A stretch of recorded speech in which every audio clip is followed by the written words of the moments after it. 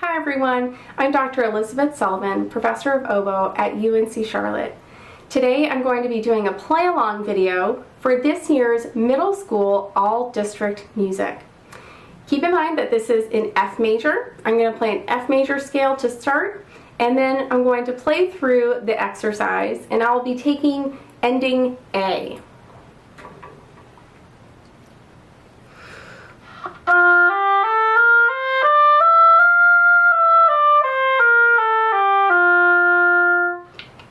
Playing the scale first is going to get me into the best mindset.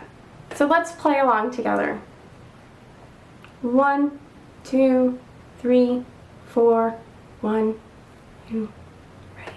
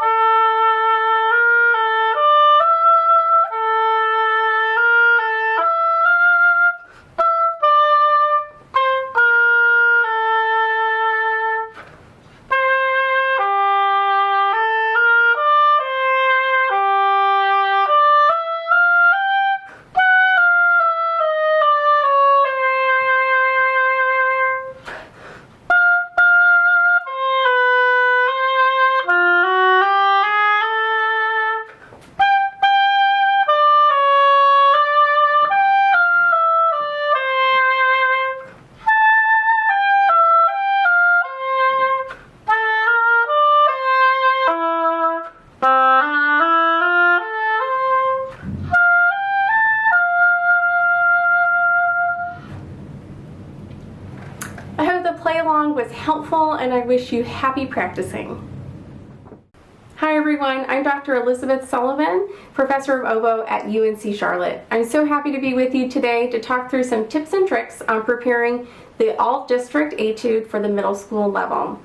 We're going to dive right in, and we're going to go ahead and establish that this etude is in F major, and so I would have all of my students go ahead and play an F major scale to get warmed up and to get their brain thinking in the right key signature. Once we've done that, we're going to talk about the rhythm in measures 1, 2, 9, 10, and 13 and 14. This rhythm with tied quarter note into an eighth note, covering beat 2 into 3, happens a total of 6 times, and so it's going to be really important that you do it correctly. So the way that I have my students prepare this is first with their voice, putting a breath accent on beat 3, then with the oboe with a breath accent on beat 3, and then go ahead and take that breath accent out. Let's try that together in measure 1. 1, 2, and 4, and. Just like that. You can do it a couple of times with your voice, and then try it on the oboe.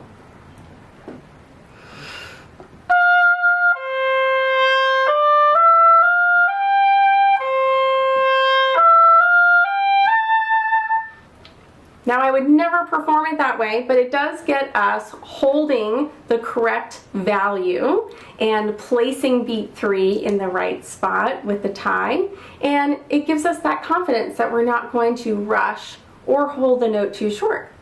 And so then we can take the breath accent out and play it as written.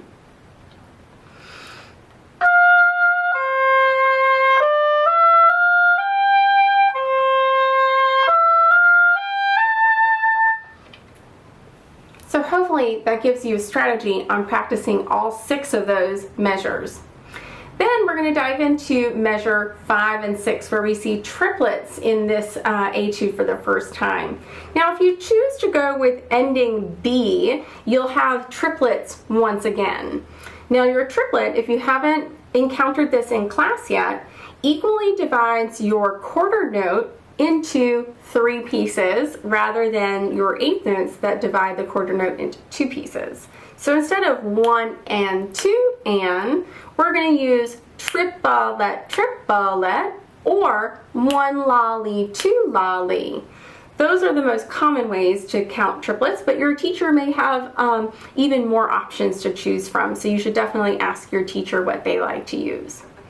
Now, we want to make sure that we don't condense them and make them uneven, so you really want to listen for equal thirds.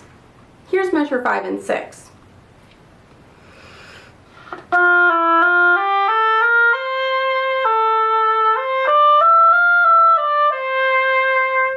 Nice and even. Another rhythm challenge in that same line is measure 7, and this is our first dotted rhythm that we have, and this takes us to the next rhythm subdivision past triplets into 16th notes. 16th notes are going to equally divide your quarter note into 4 pieces. And the common way to count this is 1 E and a, 2 E and a, 3 E and a, 4 E and a, just like that. Now, if you have not gotten to 16th notes in class, this is a great opportunity to go to your teacher and say, hey, I really want to dig into my all-district music a little bit more. Can you help me work on 16th notes? And I'm sure they would love to help you. Now, the dotted rhythm that we see starting on beat 2 in measure 7 means that our first 3 16th notes in a 4 grouping have been tied together, and we have the 4th one left over. This creates a really fun kind of skipping or lilting rhythm that we're going to work on together. Let me play it for you with the way that it should sound. 2, a 3, a 4, a 1.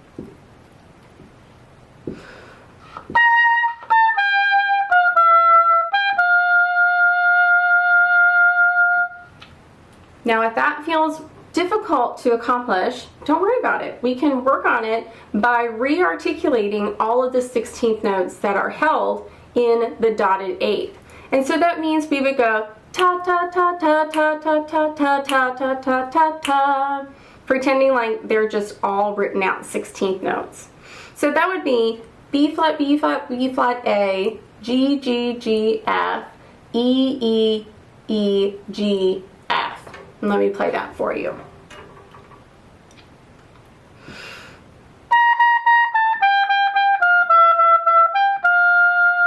One more time.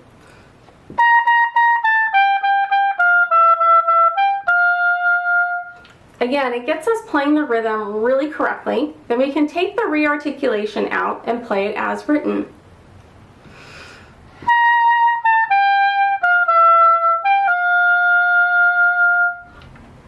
All right, so let's dive in a little bit further. I've got 2 more specific places I want to draw your attention to. So the next is in measure 15 and 18. And in my music, I've bracketed those sections with all of the accidentals with a little bracket, and I've abbreviated over the top, CHROM period. And I do this in all of my own music, and I encourage my students to do the same. That abbreviation means chromatic.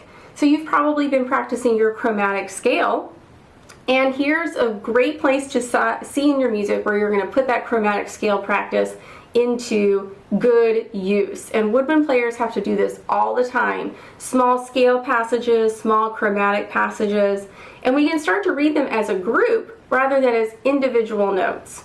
So I'm going to point out that that G flat, that's the same thing as F sharp. That's an enharmonic equivalent. And we're going to be sure that we move to regular F, then E natural, and then finish your chromatic pattern. If you go G flat to forked F, if you're someone who learned forked F first and you really love forked F, you may skip right over that E natural and go right to E flat. And so be sure that you go from G flat to regular F, then you're sure to not skip over the E natural. You'll include it and then keep moving. Now, the last place I'm going to point out is in measure 17 and 19. And this is a great example of syncopation.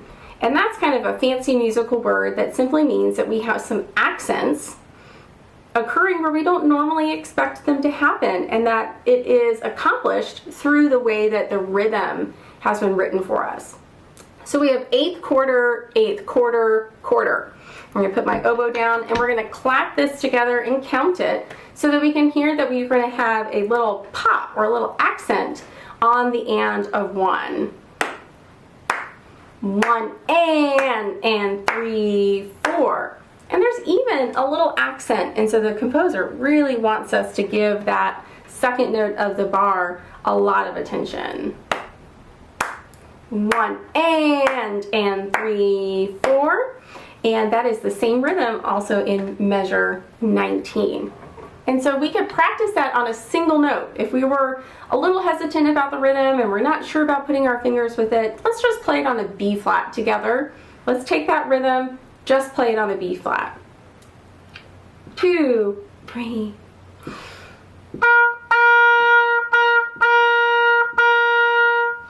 We can just practice the rhythm and not worry about wiggling our fingers around. We can just practice the rhythm. When you feel confident, then you can put it together with the pitches that are written exactly in the music.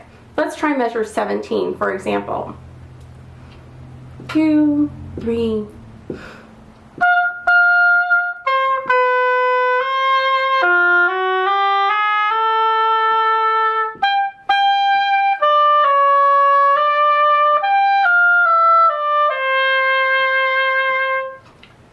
All right, and then you have to make the choice between ending A or ending B. Now, ending A, you might want to think about your own abilities and your own strengths as an oboe player. It does have to go all the way down to low C, and it goes up to a high A, which is a really big range on the oboe. It's almost our full range for your age level and for what your instrument is capable of doing. Now, ending B is rhythmically a little bit more interesting or more difficult because it does have the triplets there at the beginning of ending B, and it does go up to a high C. Remember that that does require the side octave or the second octave key. So whichever you choose, just be sure that you choose your whole tempo based on maybe the most challenging measure for you. You want to be sure that your tempo is consistent over the whole etude and that you're not going faster on the easy stuff and slower on the harder stuff. So that's where really using your metronome is going to come in handy. Now lastly, let's just quickly talk about a great way to practice your dynamics. Now on oboe, you want to be sure that you're playing softer, not by clamping down on the reed, but by really using your tummy muscles to hold that air really firmly. And then when you're loud, you can kind of release those tummy muscles a little bit and use a kind of a bigger air stream if you want to think about it like that. Definitely not up and down with your embouchure. I like to have my students give me a couple of anchor points. And so I'll say, all right, I want to hear your mezzo piano, I want to hear your forte, and let's be sure that we're getting a really big dynamic range, or at least as big as we can at this point. So in measure 1, for example, let's hear a mezzo piano F.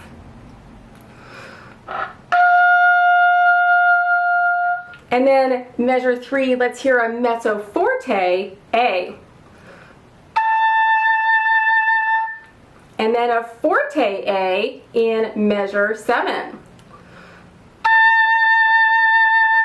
And picking a few places like that to really get yourself that challenge of thinking really carefully about your dynamic choices and really going for it when we're in the piece. I hope those strategies will help you practice and prepare for this year's All District Music. I wish you the best of luck and to have a happy performance. Don't hesitate to reach out if you have more questions or if you'd like to study on this excerpt together. Have a great rest of your semester and happy performance.